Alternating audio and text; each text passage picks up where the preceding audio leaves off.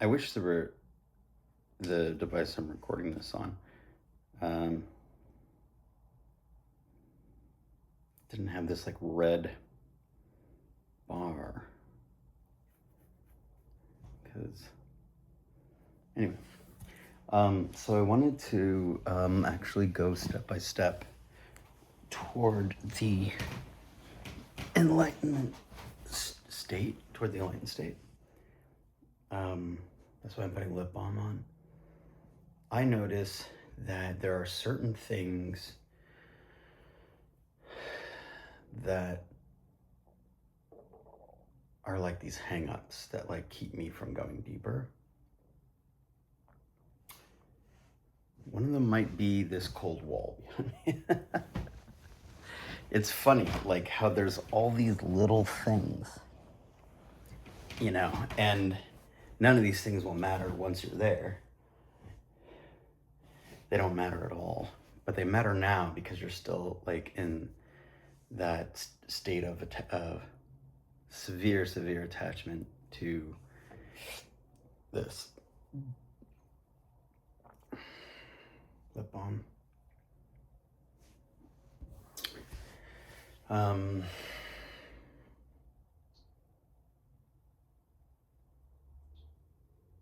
It's relatively quiet in the house right now. It wasn't earlier, and I tried recording earlier. Maybe I'll move this a little bit closer. This is pretty good.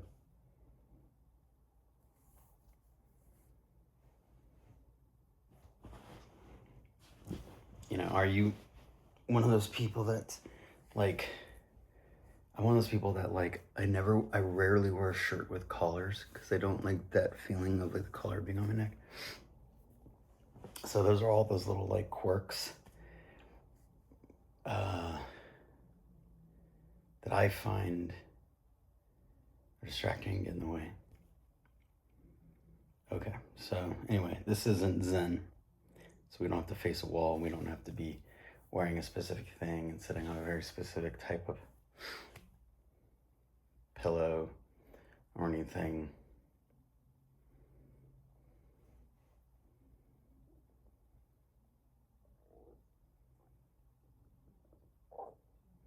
Dang it, I know this is going to irritate me. Okay. Moving this down. There we go.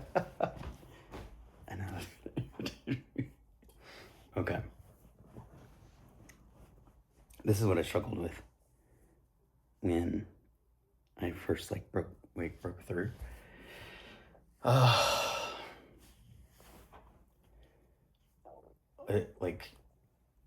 It took me like most of the day to find the perfect setup, and then once I had the perfect setup, then it didn't matter what the perfect setup was after that, you know.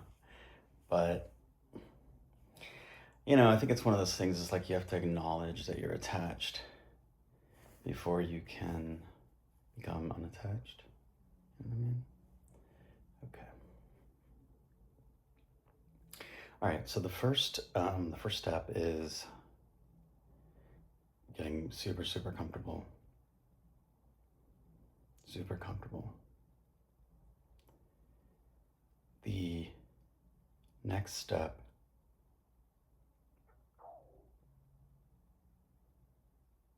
is becoming aware of sensation. See, it happens to me so fast.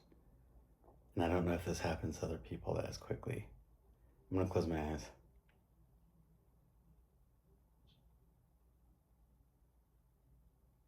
And maybe this is why, like, reaching that state is easy for me. But already I feel that sensation. It's like if you're on mushrooms or acid, if you've done psychedelics.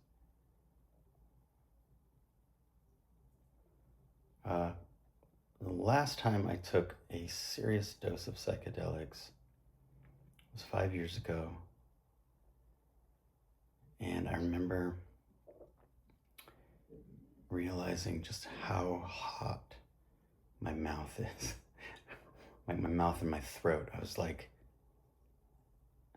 these are sensations that you cancel, that your mind cancels out.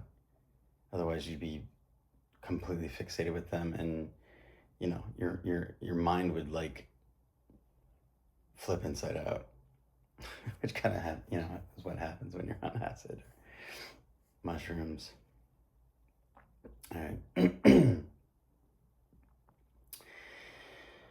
All right, so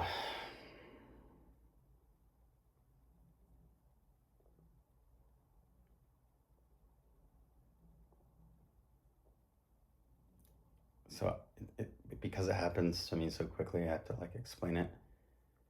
So already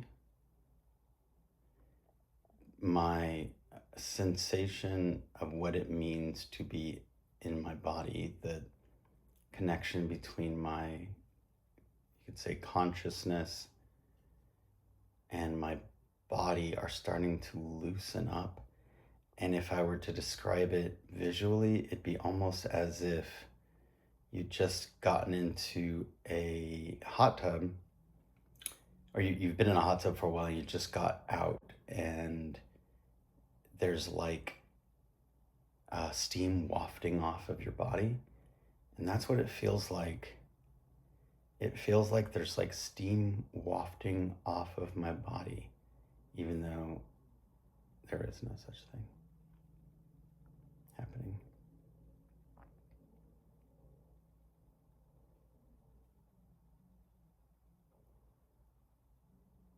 Like I'm not thinking at all. I'm observing the sensation of my body, its aliveness, the limbs, the feet, the skin. Those are all, I want to say, sort of like the daily. There's an itch on my forehead, and I'm totally gonna ignore it. You have to ignore those things, otherwise we'll be scratching itches like every 30 seconds.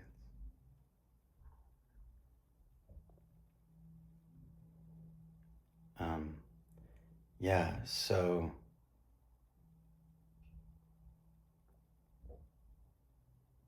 there's the sensations that we are aware of because we need them to cook and drive and eat.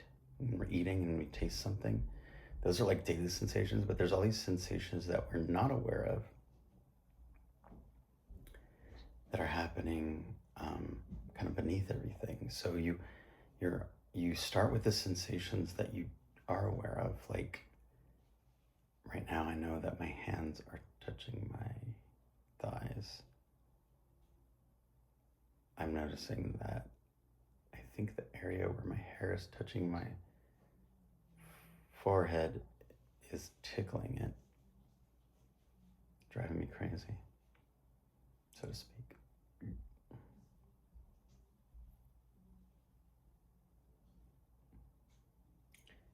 I'm like sweaty. Okay, just noticed that I'm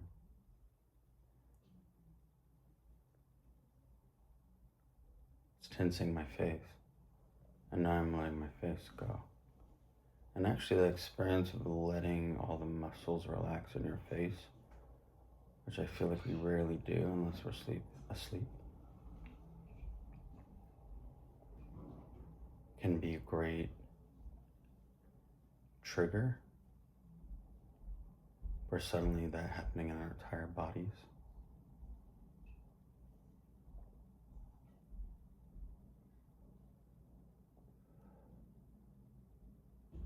So a lot of meditation guides will tell you to start with the breath, but I don't like that because I've had a lot of asthmatic trauma throughout my childhood, and for me, thinking about my breath is really stressful.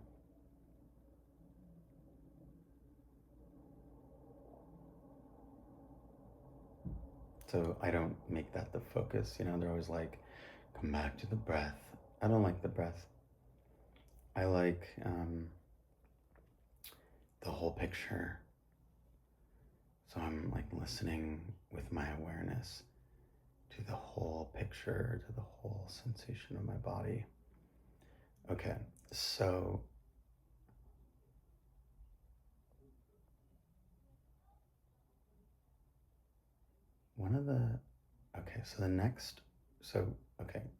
I'm sitting here, I'm feeling things and I'm telling you about them, right? And I can hear my roommates giggling and laughing. They're having a really good time.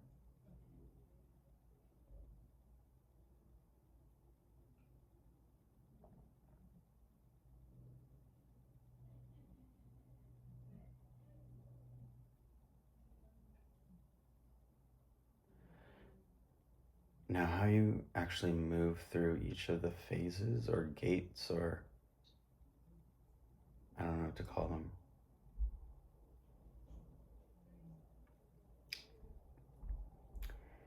is that you actually pull away.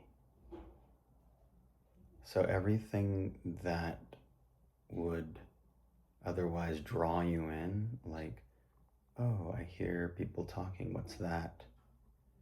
Or, oh, I have a thought about something. Or so you actually imagine like how an octopus, like, if you get too close to it, it just kind of like, woo, zooms away with all its tentacles. You want to do like a slow motion version of that, where you sort of just pull away. So everything that you are experiencing, hopefully you're in a quiet place where there isn't so much noise like there is in my apartment.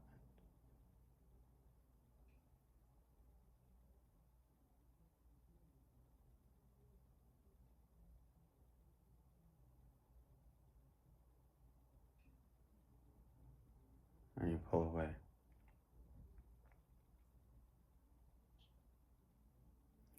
And as you do that, maybe pulling away isn't like the best.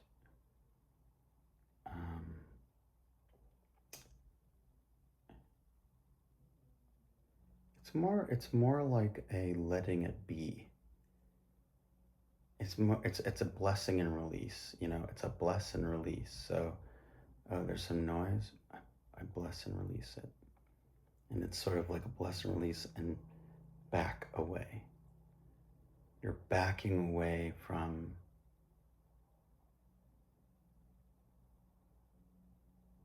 all these elements around you that usually are keeping you or sending you signals and information about where you are in time and space. Help you move.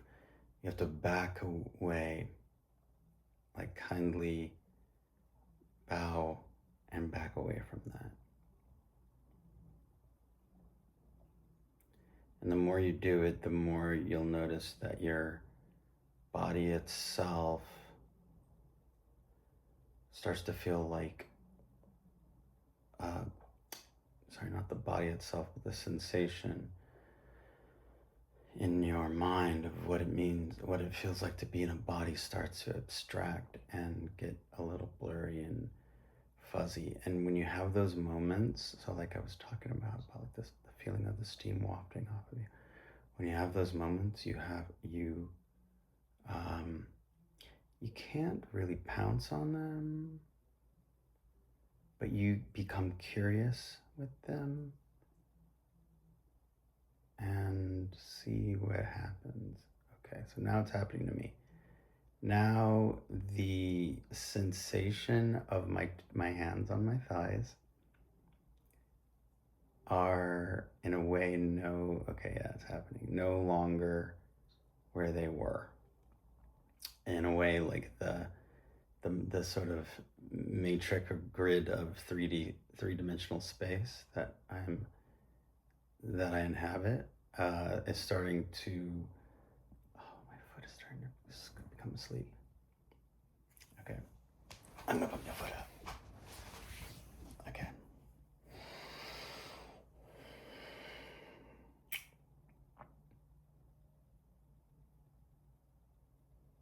And I can very easily drop back in to that point because I've gone through these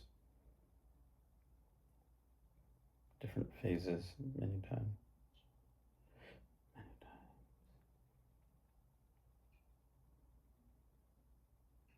Yeah, my foot was falling asleep.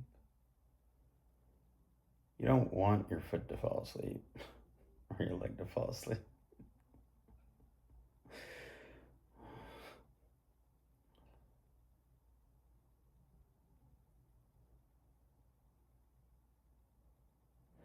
But there is an interesting correlation between the actual act of your foot falling asleep, which mine did. It's not really helpful right now. And because that tingling feeling, it's not painful, but it's not comfortable. And there's something about it that it almost feels like my foot is like, I don't want to say on fire, but like being electrocuted or something. And those are the sensations that like feel really uncomfortable and cause you to sort of, you know, not want to be curious about them. And you have to do the opposite. You have to become curious about the sensations. And the more you become curious about them, you're essentially focusing on them, but it's like a kind of a focus that's like a warm opening, a warm, like moving toward them warmly. You know, not like a paleontologist, but more just, you kind of almost have to picture yourself like a sea creature kind of moving towards something curiously.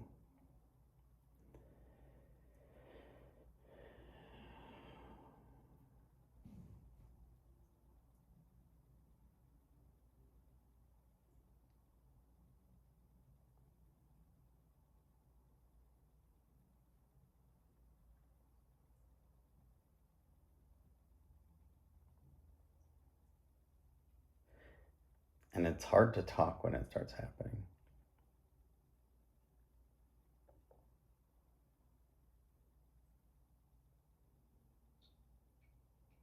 Because when you become curious and interested in pursuant, when you pursue it in a soft way, not in a targeted way, but in that sort of soft, curious way, it becomes wider and bigger and more interesting. And you're less interested in thinking or talking. So it's sort of a difficult threshold to, it's like a difficult threshold to be recording, because then I would literally just sit here.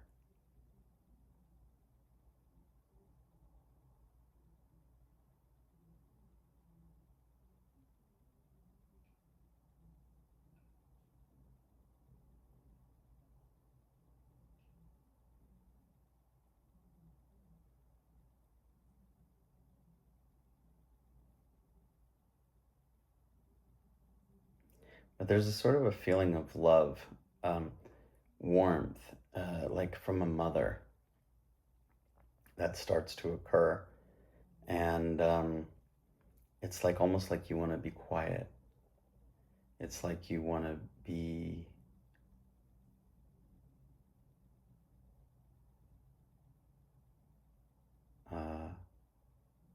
don't spoil it, you know?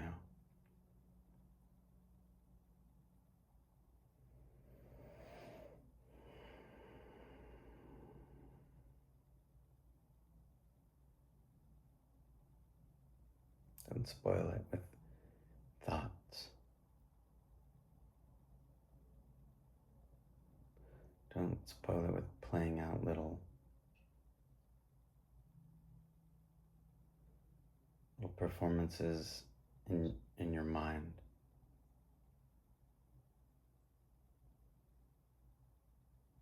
Past interactions.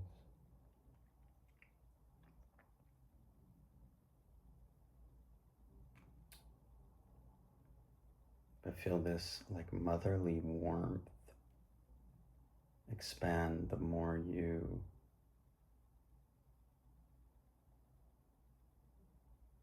allow yourself to be lovingly curious about it.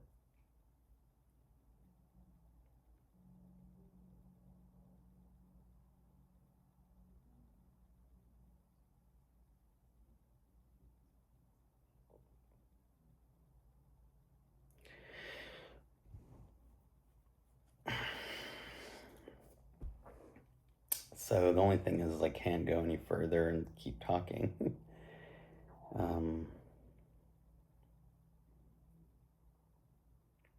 But that's sort of the first threshold. And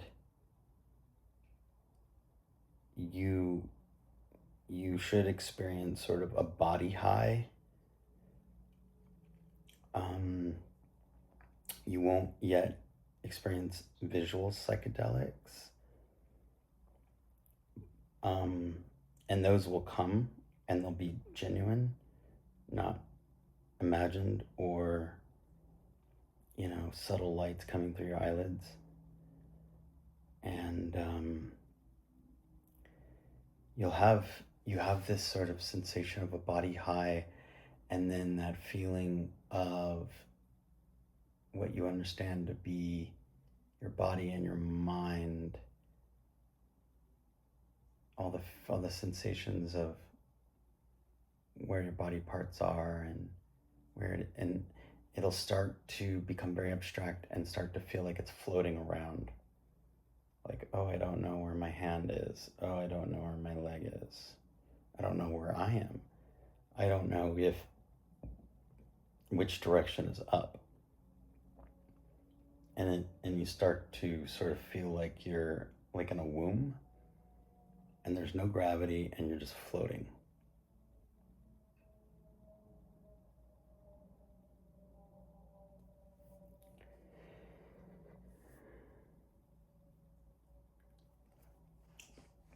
Kind of like a fetus in space. Which is kind of funny because I think that was in 2001 Space Odyssey and near the end. But it kind of feels like that. And then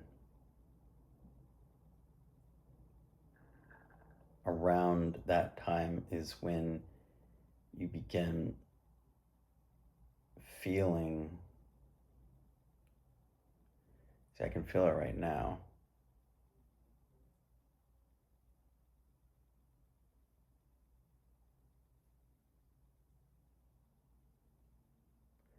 There is a vibration that is like you don't hear it, you feel it.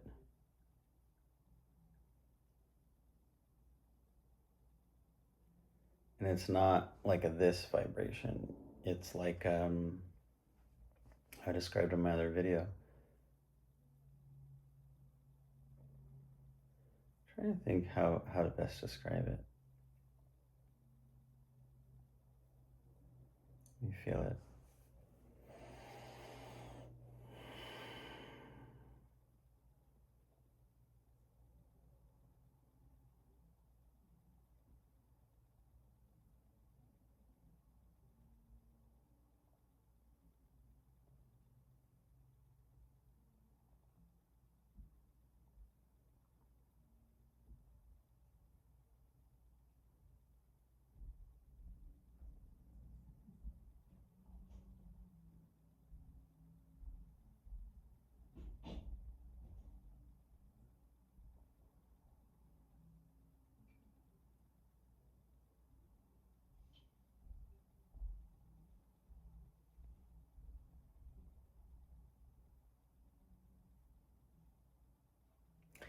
It's like rolling around on a very plush carpet.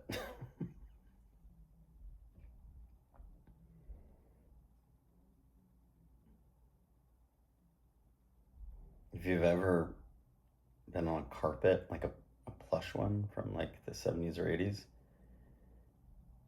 and you've sort of rolled around on it, you can imagine like kind of how a dog likes to roll around on grass. Kind of like your whole being is experiencing that feeling.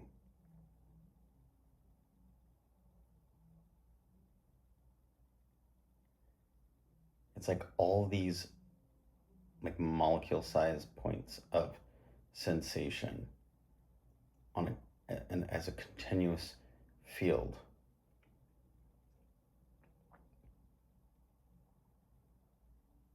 And it might kind of waft in and out. You know, you sort of dance with it because you don't know, like, oh, what am I feeling?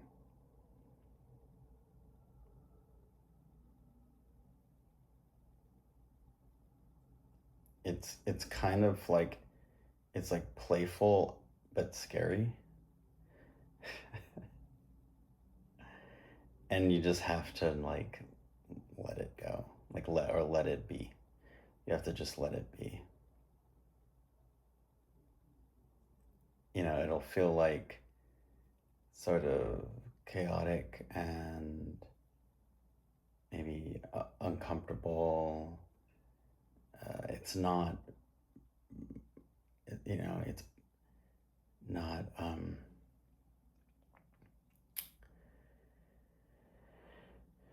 malicious in any way.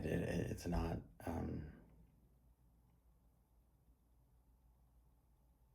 Has no ill intention, but it's just foreign to feel that. And so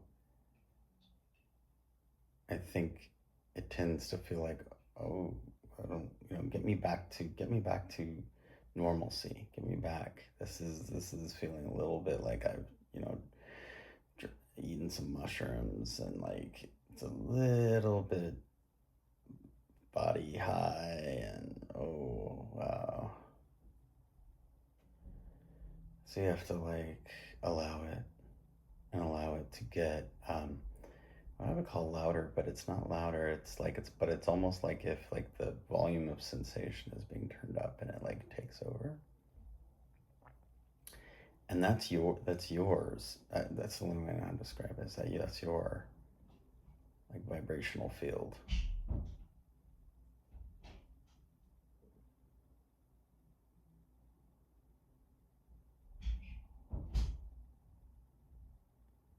And once you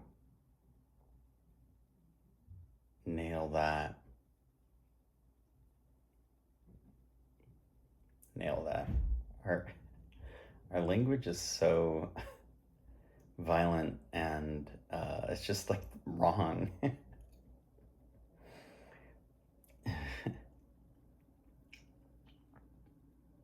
Once you welcome that into your conscious awareness and you allow that to be, and you're not like fighting it or running from it, and you stay with it long enough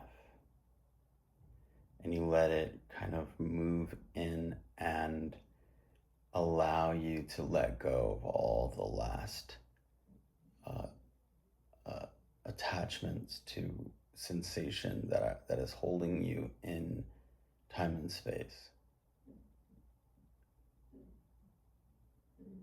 And it's hard when you can hear all sorts of noises and stuff. I'm so aware of where I am.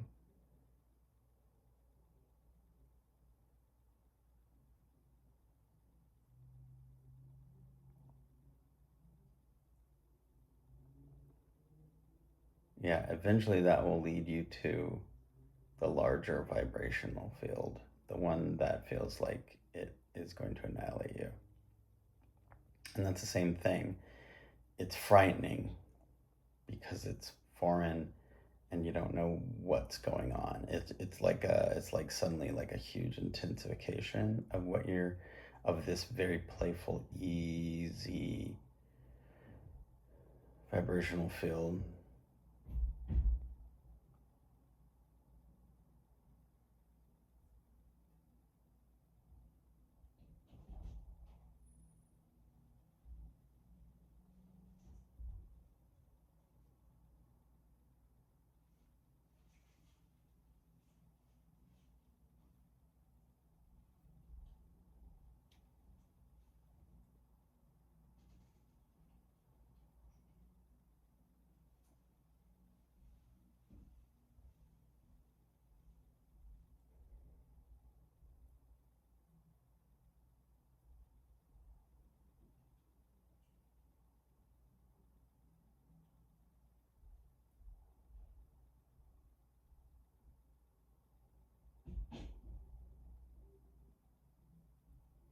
It's like you're almost like reaching the gates of a temple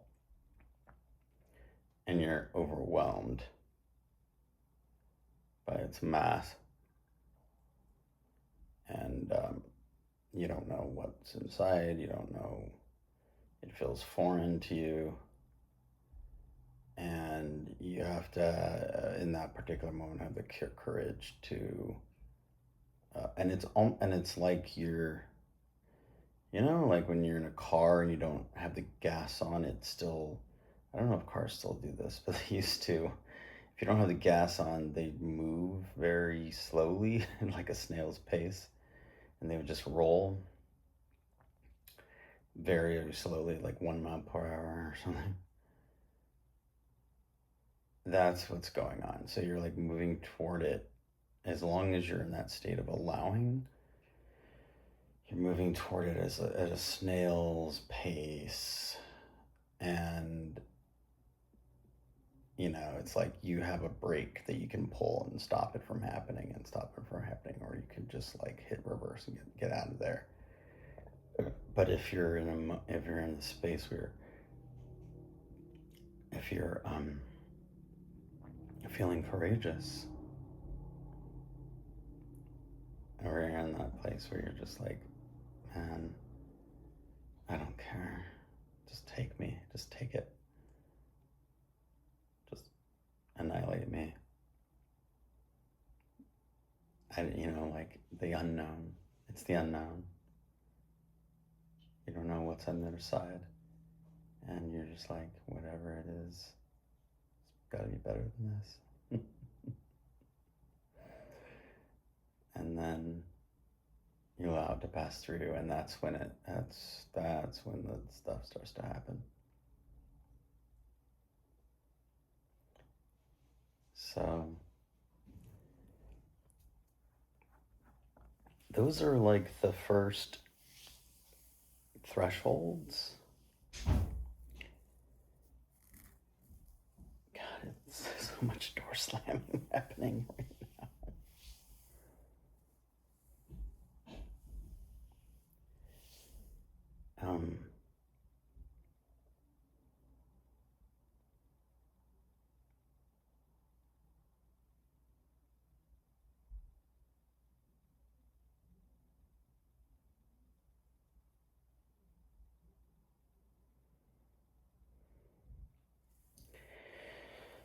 Yeah, so if you move through all of those and you get to that point where there's the larger annihilating field and you allow it to annihilate you,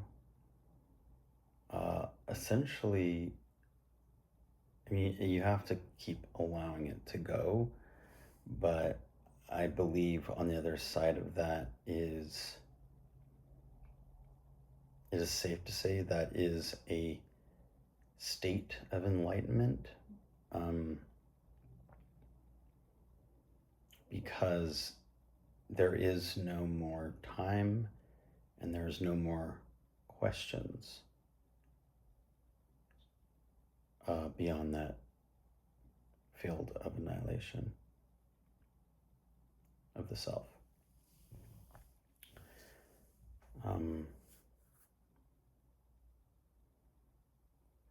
So you are absolutely in the present moment, and the present moment encapsulates everything. You do not you do not feel like you're a tiny little particle or being like stuck in time and like, you know, next day. Oh, it's like your entire consciousness just expands to infinity. You become like an ocean, an entire ocean of awareness. And you have no fears and no worries and no cares. It feels like love, but in a love that you feel for like your mother if you're in your womb, where you're not like technically aware of her, but you know that she's there and you're safe.